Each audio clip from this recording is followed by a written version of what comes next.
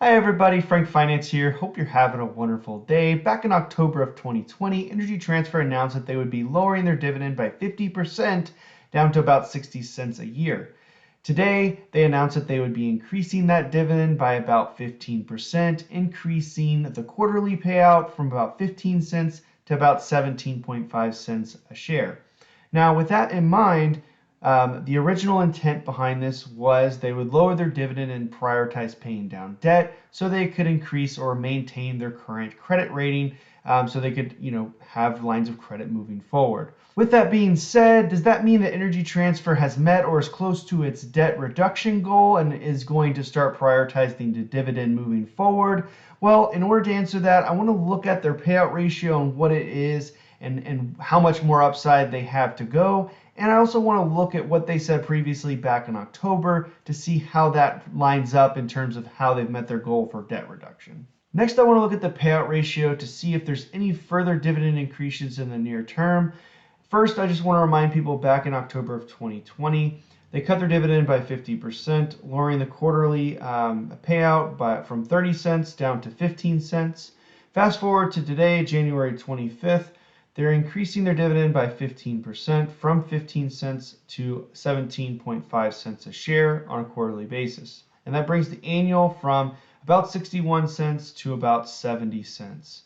Now, when we look at their payout ratio over the last, let's say 7 years, you can see that Energy Transfer has definitely have higher payout ratio, at least on 2012 to 2014. They're paying more out in dividend, or I should say distributions, than they were actually bringing in. And they had several years where they were doing that in 2016 and 2017. But you can see all in all, their dividend payout was very, very high.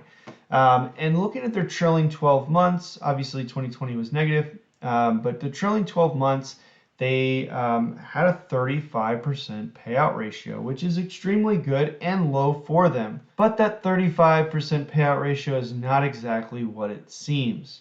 So not so fast. You got to remember that when we look at the earnings per share over the last 12 months, you can see that in March of 2021, they had an earnings per share that was way, way, way outside the norm. And for any purposes of planning moving forward, this should just go ahead and be X'd right out of the equation. So getting their payout ratio of having an earnings per share of $1.80 or close to $1.80 for the last 12 months really brings that payout ratio down into that 37 range. But that's not what they're going to have moving forward. What is that going to realistically look like for full year 2022? Now, doing some very basic math, if we go ahead and get rid of that $1.20, replace it with 20, which is what they've made over the last 2 quarters, which I think is conservative there, we get a normalized earning per share in the last 12 months of about 84 cents a share. Basically, the last 4 quarters minus that 120 and putting in a normal number. And the dividend payout ratio over the last 12 months was 60 cents. Giving them a payout ratio of about 71%. So it's far off from this 37%. That is a little bit definitely deceptive of what their actual payout ratio would have been if they had a normal year and they didn't have the windfall of money they got from the freeze down in Texas. All right, so with that being said, looking at 2022 and what their payout ratio is going to be with the new distribution increase of 15%. That's going to bring their annual payout of about 70 cents. And if we keep their earnings per share exactly the same as it was in the last 12 months, it's going to be 84 cents. Bring their payout ratio for estimating in 2022 somewhere around 83%. So still very good coverage for a company that's used to being at 100% or very, very close to 100% at any given year historically. So there definitely is room to increase. The real question is, are they going to continue prioritizing debt? Now, the reason why Energy Transfer wanted to prioritize paying down debt is because they wanted to maintain their credit worthiness. They were about one downgrade away from going into junk bond status. And when they set that prioritization, they set a target leverage ratio of about 4 to 4.5 times. And they were currently at about 5.5. That was with these current numbers.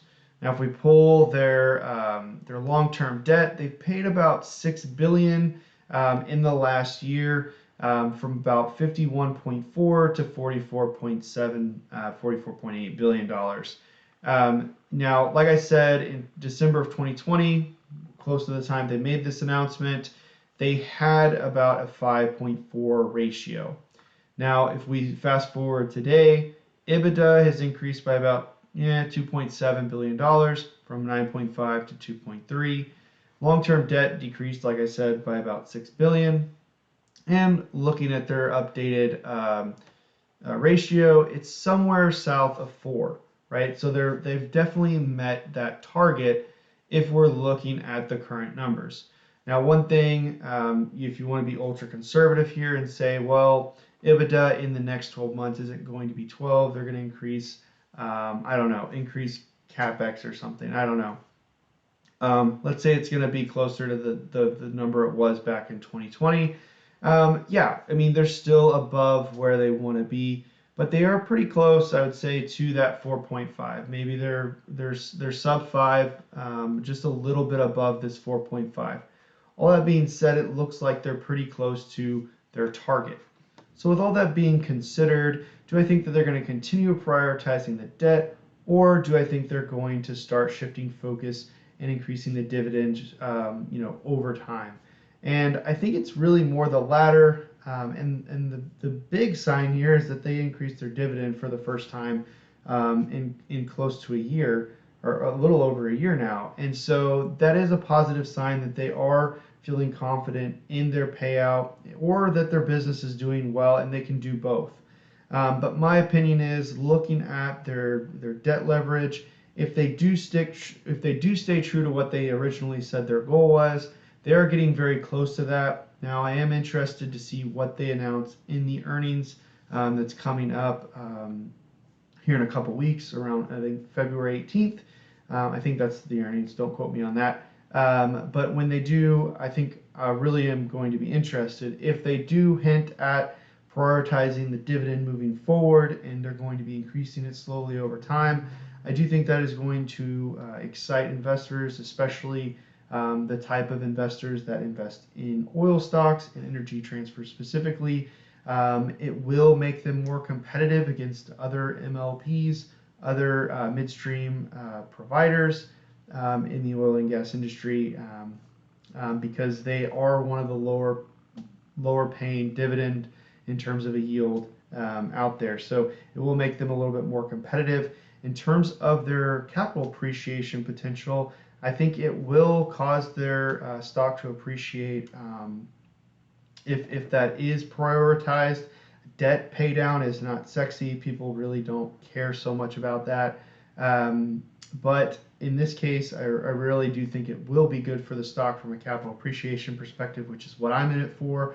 So I think it may help us get to that $12 to $14 price target that I've been talking about for several months now. So if that does happen, I think we could get to that 12 to 14, and I'll have to reanalyze and see if I want to increase that price target even higher. I do think there could be potential further upside than the 14, but we'll have to look at it based off of where market conditions are for oil and gas, as well as what Energy Transfer is doing at their individual level. So exciting news for Energy Transfer. Can't wait for the earnings call here in a couple weeks.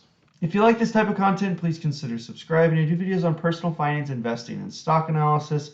Also, please hit that like button. It helps me out a lot. My name is Frank Finance. Out.